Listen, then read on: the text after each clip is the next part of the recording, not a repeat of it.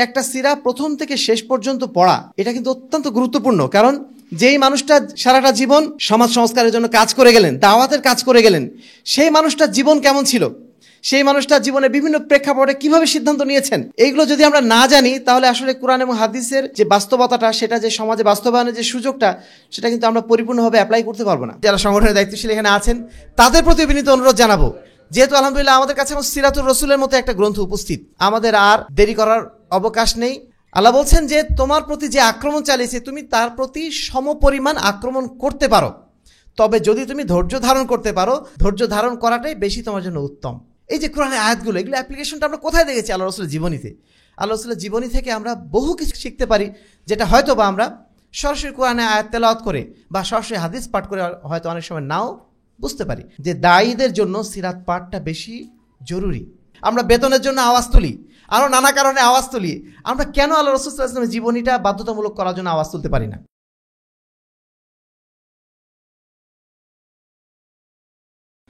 আসসালামু আলাইকুম ওয়া রাহমাতুল্লাহি ওয়া বারাকাতুহু। ইন্নাল হামদুলিল্লাহি ওয়াহদা ওয়াসসালাতু ওয়াসসালামু আলা মান লা নাবিয়্যা বা'দা, আম্মা বা'দ, ফাআউযু বিল্লাহি মিনাশ শাইতানির রাজীম, বিসমিল্লাহির রহমানির রহিম, ওয়া মা আরসালনাকা ইল্লা রাহমাতাল লিল আলামিন।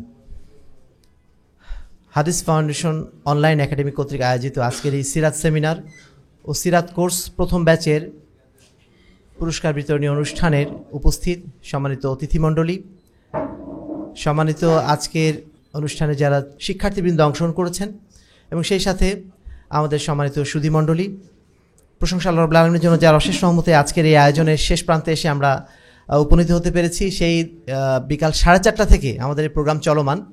আলহামদুলিল্লাহ আপনারা এতক্ষণ ধৈর্যের সাথে বসে আছেন এবং আমাদের আয়োজনে সম্পৃক্ত হয়েছেন, এজন্য হাদিস ফাউন্ডেশন অনলাইন একাডেমির পক্ষ থেকে, হাদিস ফাউন্ডেশন শিক্ষা বোর্ডের পক্ষ থেকে আপনাদের সকলকে আমরা আন্তরিক ধন্যবাদ এবং মোবারকবাদ জানাচ্ছি। সম্মানিত উপস্থিতি, আজকে আমরা যাদের অবদানের কারণে এই আয়োজনটা এত সার্থক করতে পেরেছি তাদেরকেও আমরা আন্তরিকভাবে ধন্যবাদ জানাচ্ছি। বিশেষ করে কাজী হজ কাফেলা আর তালিম ট্রাভেলস এবং সেই সাথে সবর হজ অ্যান্ড ওমরা, এই তিনটা স্পন্সরকে আমরা আন্তরিকভাবে ধন্যবাদ জানাচ্ছি। আমরা যখন আসলে হাদিস ফাউন্ডেশন অনলাইন একাডেমির পক্ষ থেকে সিরাত কোর্সের ঘোষণাটা দেই, তখন অনেকটা বলা যেতে পারে আমাদের যারা অনুজ যারা কাজ করে যাচ্ছেন হাদিস ফাউন্ডেশন অনলাইন একাডেমির সাথে, তাদেরই প্রস্তাবনা ছিল যে আমাদের যারা সিরাত কোর্সে অংশগ্রহণ করবেন তাদের জন্য আমরা অবশ্যই যেন একটা ওমরা ট্রিপ রাখি। কিন্তু সেটা 1, 2 করে 3 পর্যন্ত যাবে, এটাও মূলত তাদেরই প্রস্তাবনা। তো যখন আমরা প্রস্তাবনাটা হাতে নেই, আমাদের আসলে অনেকটা ধোঁয়াশার মধ্যে ছিলাম, আসলে আমরা পারবো কীভাবে, ঘোষণা তো দিচ্ছি, তো এটা বাস্তবতা আসলে কিভাবে সম্ভব। কিন্তু আলহামদুলিল্লাহ সর্বপ্রথম আমাদের আহ্বানে সাড়া দিয়েছিলেন কাজী হজ কাফেলার জনাব কাজী হারুন সাহেব। উনি যদি সাহসটা না দিতেন তাহলে হয়তো আমরা এত চট করে সিদ্ধান্ত নিতে পারতাম না। এই জন্য আমরা আজকের অনুষ্ঠানের পক্ষ থেকে তাকে আন্তরিকভাবে ধন্যবাদ জানাচ্ছি। আল ফাদলুল আউয়াল, সবসময় যিনি প্রথমে কোনো কাজ করেন ফজলটা তার জন্যই হয়। তো তিনি যেহেতু প্রথম এই কাজে আমাদেরকে উৎসাহিত করেছেন, এই জন্য তাকে আমরা আন্তরিক ধন্যবাদ জানাচ্ছি। এরপর ধন্যবাদ জানাচ্ছি আর তালিম ট্রাভেলসের আমাদের নাজমুল সাহাদাতকে। সেও আলহামদুলিল্লাহ অত্যন্ত সাহসের সাথে যে বিষয়গুলো বলেছিল, আমাদেরকে প্রস্তাবনাগুলো দিয়েছিল, সেটা আমাদের খুবই ভালো লেগেছিল। সে বলেছিল যে আমরা পুরো 1 বছরের জন্য দায়িত্ব নিলাম এবং এটা রেগুলার চলতে থাকবে। এটা আমাদের জন্য একটা সাহসের কারণ ছিল, তাকে আমরা আন্তরিক ধন্যবাদ জানাচ্ছি। এবং সেই সাথে সর্বশেষে আমাদের সাথে যুক্ত হয়েছিলেন সবর হজ ইন্টারন্যাশনালের জনাব মুকাদ্দেস ভাই, যিনি আজকে এখানে উপস্থিত থাকতে পারেননি কিন্তু তার 2 জন প্রতিনিধি পাঠিয়েছেন।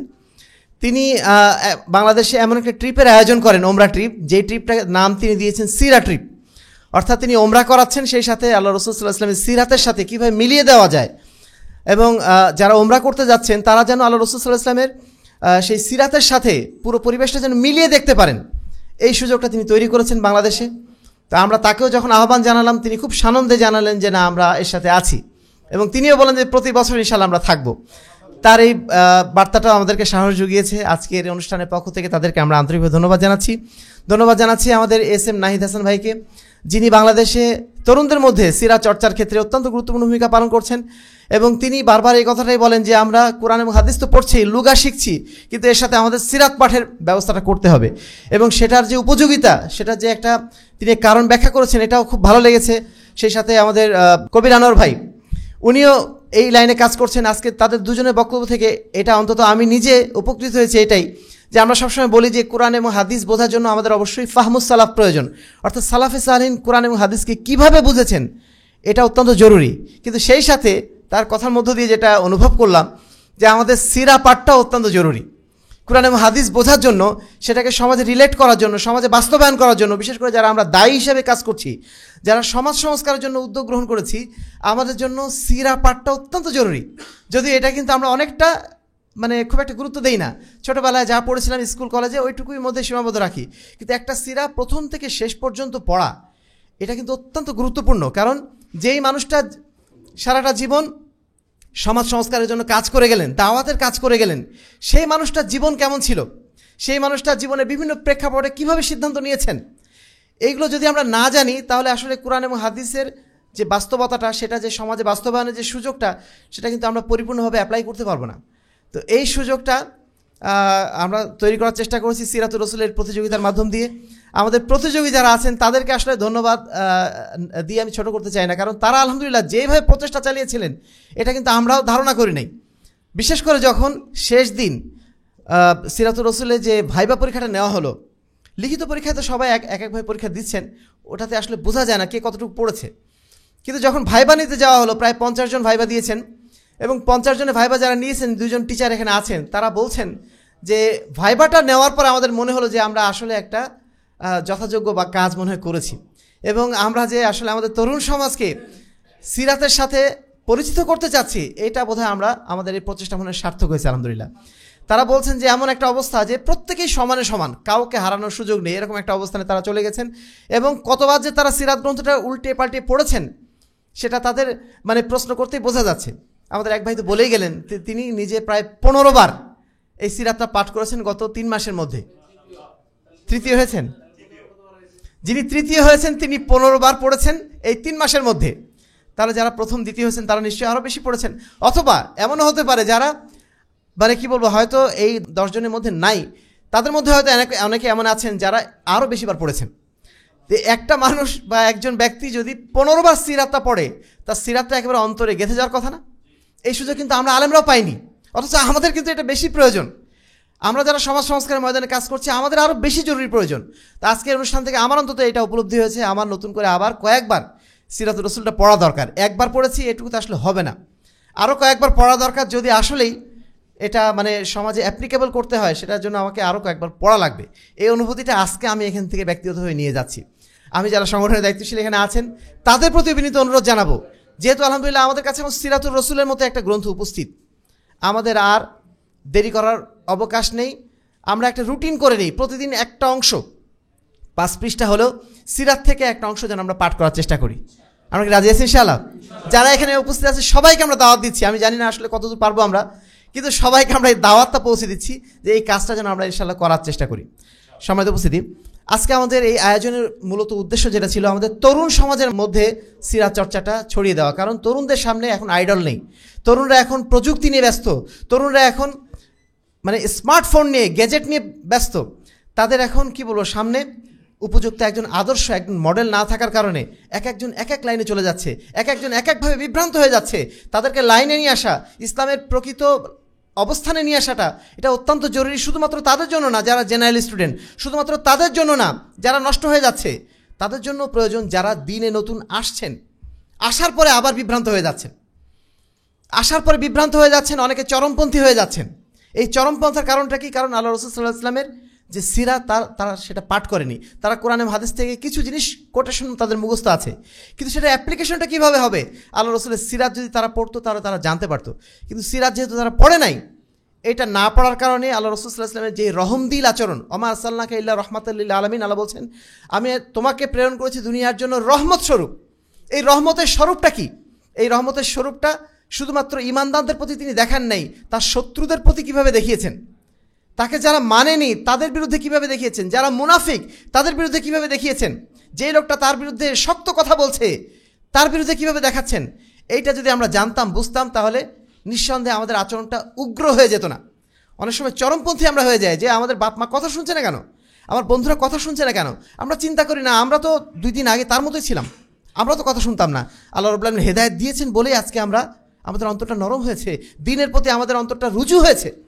তা আমরা সেই সুযোগটা কিন্তু আমাদের ভাইদের দিচ্ছি না, তাদের প্রতি আমরা উগ্র হয়ে যাচ্ছি যে তারা কেন সংস্কার হয় না। আজকে খুতবাতে এই কথা বলছিলাম, আল্লাহ রাসূল সাল্লাল্লাহু আলাইহি ওয়াসাল্লাম ইহুদিদের বিরুদ্ধে খাইবার যুদ্ধে বাহিনী প্রেরণ করেছেন একদম রাতের শেষ প্রান্তে, ফজরের আগ দিয়ে। সেই বাহিনীর প্রধান হিসাবে তিনি ঘোষণা করেছেন আলী রাদিয়াল্লাহু তাআলা আনহুকে। আলী রাদিয়াল্লাহু তাআলা আনহুকে যখন তিনি পাঠাচ্ছেন যুদ্ধের জন্য পাঠাচ্ছেন, তাকে হয়তো রণকৌশল শিখাবেন যে তুমি এখন এইভাবে আক্রমণটা করো, তাহলে তোমরা যুদ্ধে জিতে যাবে। এই রণকৌশল শিখাচ্ছেন। আমরা ভাবছিলাম যে হয়তো তিনি সেই রণকৌশল শিখাবেন, কিন্তু আল্লাহ রাসূল কি শিখাচ্ছেন? তিনি শিখিয়ে দিচ্ছেন ওয়াল্লাহি লা ইয়াহদিয়ান্নাল্লাহু বিকা রাজুলান ওয়াহিদান লাকানা লাকা খায়রুম মিন হুমুরিন নাম।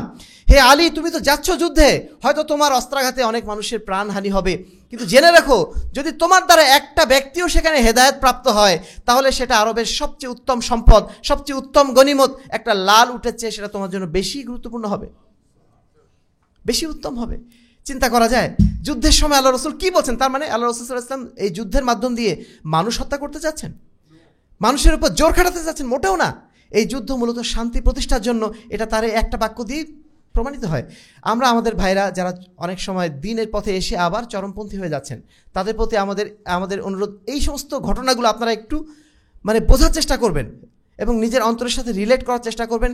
কবির আনোয়ার ভাই বেশ কয়েকটা পয়েন্ট ধরেছেন, উনি যে পয়েন্টগুলো আমারও জানা ছিল, খুব ভালো লেগেছে ওটা, যে আল্লাহ রাসূল তার বিরুদ্ধে যারা কথা বলছে তার বিরুদ্ধে কিভাবে পাল্টা আচরণ করলেন। ওয়াইন আকাবতুম ফাআকিবু বিমিসলিমা ওয়াকিবতুম বিহি ওয়ালাইন সাবারতুম লাহুয়া খায়রুল লিসাবিরিন, এরকম বোধহয় আয়াতটা, তাই না? আল্লাহ বলছেন যে তোমার প্রতি যে আক্রমণ চালিয়েছে তুমি তার প্রতি সমপরিমাণ আক্রমণ করতে পারো, তবে যদি তুমি ধৈর্য ধারণ করতে পারো, ধৈর্য ধারণ করাটাই বেশি তোমার জন্য উত্তম। এই যে কোরআনের আয়াতগুলো, এগুলো অ্যাপ্লিকেশনটা আমরা কোথায় দেখেছি? আল্লাহ রাসূলের জীবনীতে। আল্লাহ রাসূলের জীবনী থেকে আমরা বহু কিছু শিখতে পারি, যেটা হয়তো বা আমরা সরাসরি কোরআনে আয়াত তেলাওয়াত করে বা সরাসরি হাদিস পাঠ করে হয়তো অনেক সময় নাও বুঝতে পারি। আমি আলোচনা বেশি দীর্ঘায়িত করতে চাচ্ছি না। আমাদের আরেকজন আমাদের অতিথি এসেছেন।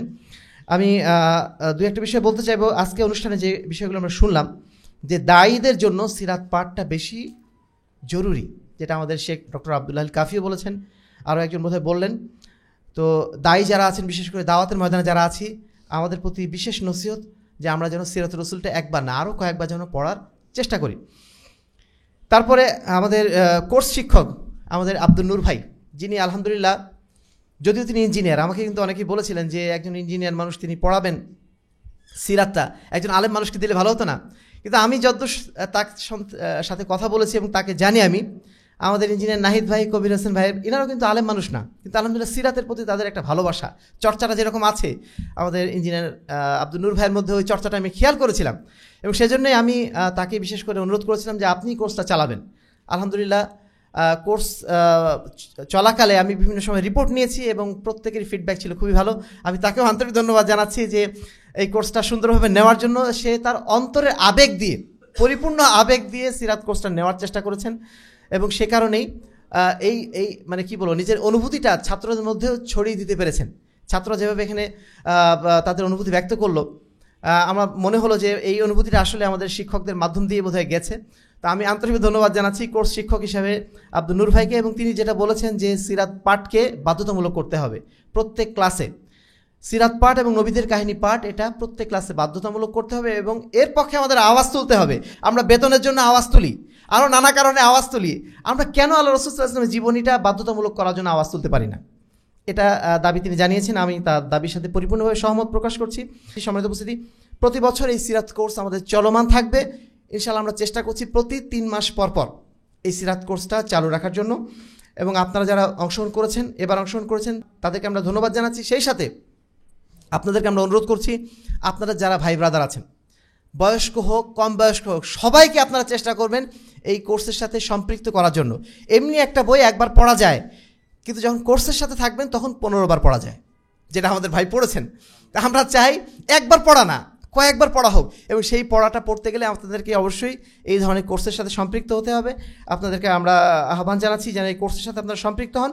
পরিশেষে আমরা দোয়া কামনা করছি এই সিরাতুর রাসূলের যিনি লেখক, তার জন্য আপনারা দোয়া করবেন।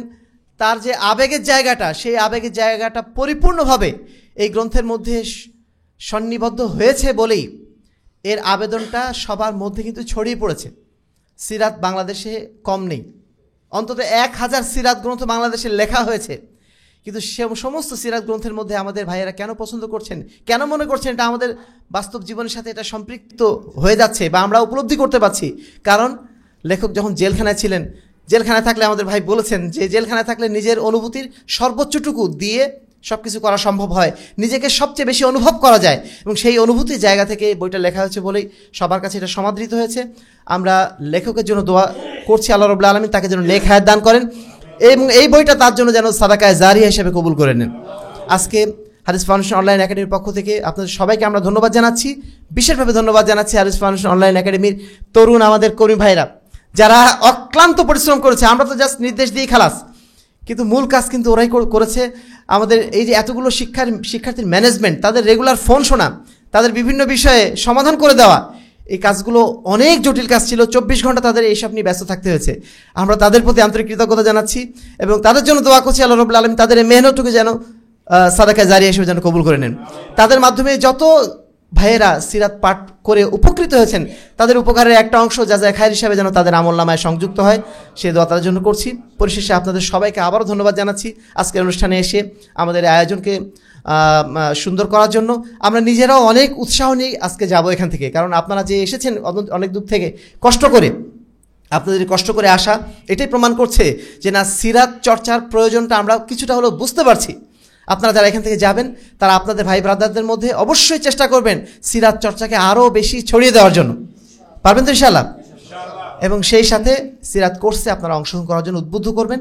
আপনাদের সবাইকে আন্তরিকভাবে ধন্যবাদ জানিয়ে শিক্ষা বোর্ড এবং অনলাইন একাডেমির পক্ষ থেকে আন্তরিক মোবারকবাদ জানিয়ে আজকের মতো এখানেই শেষ করছি। ওয়া আখিরু দাওয়ানা আলহামদুলিল্লাহি রাব্বিল আলামিন। আসসালামু আলাইকুম ওয়া রাহমাতুল্লাহি ওয়া বারাকাতুহু।